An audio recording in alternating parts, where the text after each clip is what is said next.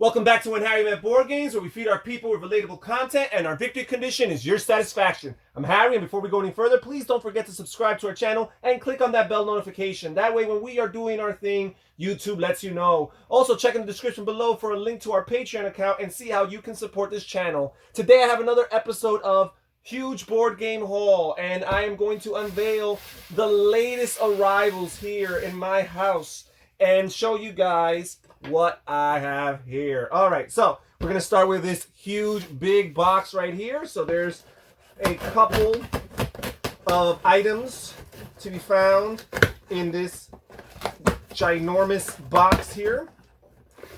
Alrighty, let's see what we have. All right, so the first box here, big box here, is Aeon's End War Eternal. Okay, so let's see. This is from Indie Board and Cards. I do have the base game of Aeon's End.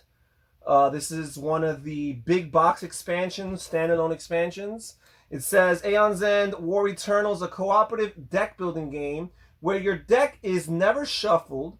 A variable player order simulates the chaos of battle, and deck management makes all your decisions meaningful. Every game you will face a different nemesis, each with a unique set of abilities requiring a different strategy to be defeated. Okay, really cool. I still haven't even opened my Aeon's End copy, but I'm always hearing people say such positive things. It's a deck builder with a unique fantasy theme and unique deck building mechanisms, and it's cooperative, so why not, right? All right, so we'll set this aside and let's see what's the next item in this big box here. We've got Carpe Diem, Seize the Day by designer Stefan Feld and Aliyah and Ravensburger Games. This was nominated, I guess, for the Kinderspiel award, which is the medium to heavyweight award for the Spiel des Jahres.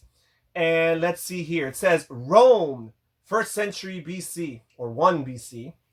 First year BC. As influential patricians, you set out to improve your city districts, grow bountiful herb and vegetable gardens, cultivate ponds rich with fish, build lavish villas, and various other dwellings for your servants. The day is yours to seize and the city ripe for rebuilding. A sophisticated and intriguing tile-laying game with high replay value due to its variable gameplay. So, really, really cool. This says that it's for 2 to 4 players, ages 10 and up, and the estimated time for gameplay is 45 to 75 minutes, which personally happens to be my sweet spot range. I like it when games are at least 45 minutes, but not necessarily pushing the 1.5 hour mark. So this is pretty good. And again, Stefan Feld tends to hit home runs here in our household. And the last big box in this particular box, we still got some more to open up, is Lords of Waterdeep, the board game. This is based in the Dungeons and Dragons universe, and it's a worker placement game, a very popular worker placement game that for whatever reason I've been hesitant or reluctant to purchase. I actually appreciate the D&D theme and the idea that it's not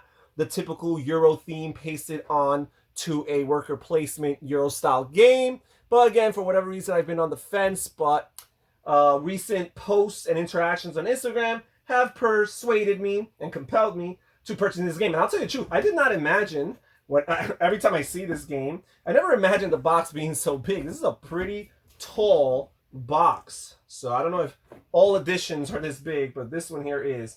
Gold and double dealing flow freely in the City of Splendors. Lords of Waterdeep is a game of intrigue, shifting resources, and secretive schemes in the most fantastic metropolis of the Forgotten Realms. Okay, this is a fast-paced game, constantly changing fortunes. You take on the role of a Lord of Waterdeep. So really cool.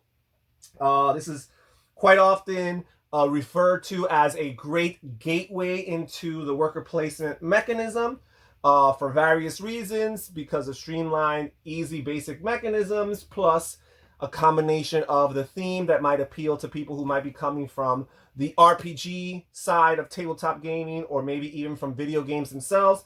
They might be intrigued about this theme a little bit more than, you know, pushing cubes and selling goods and trading them in the Mediterranean, right? So here it says ages 12 and up, about 60 minutes. So again, right around my sweet spot.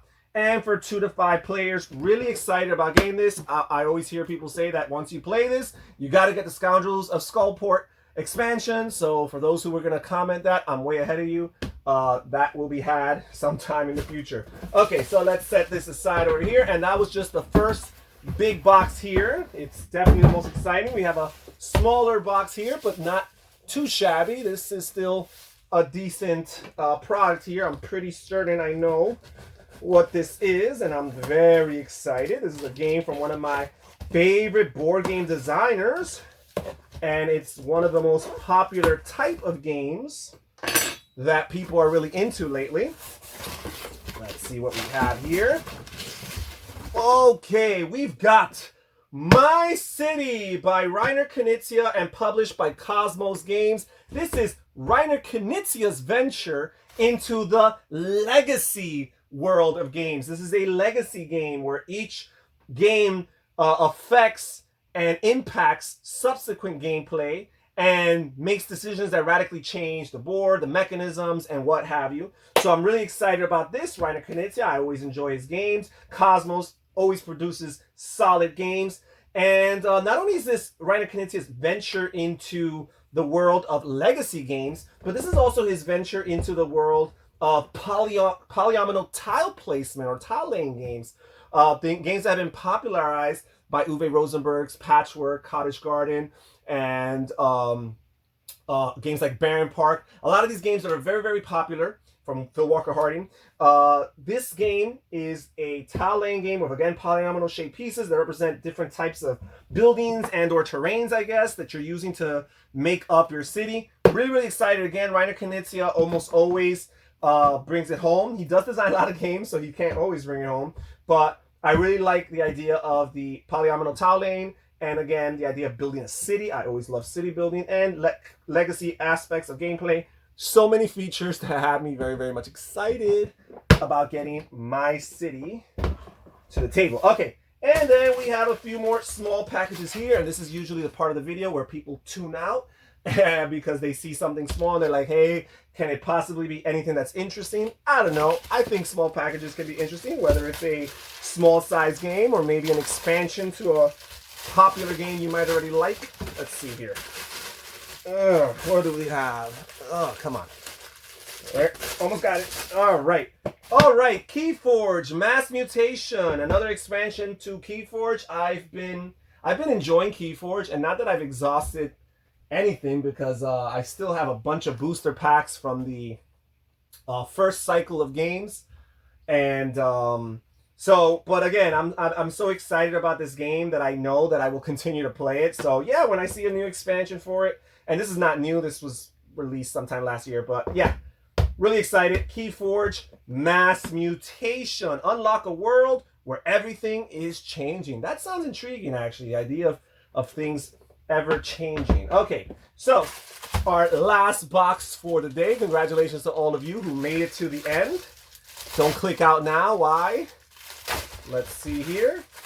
Okay, here we go. These are some packs that I got for Hero Realms. Yes, one of my favorite deck building games.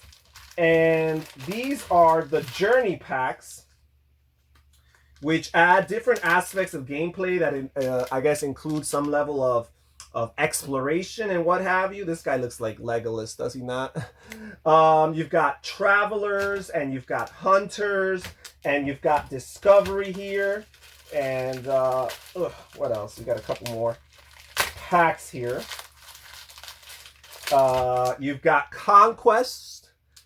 And finally, we've got Ancestry. And this is really neat because this basically gives each player a specific ancestry of a particular race.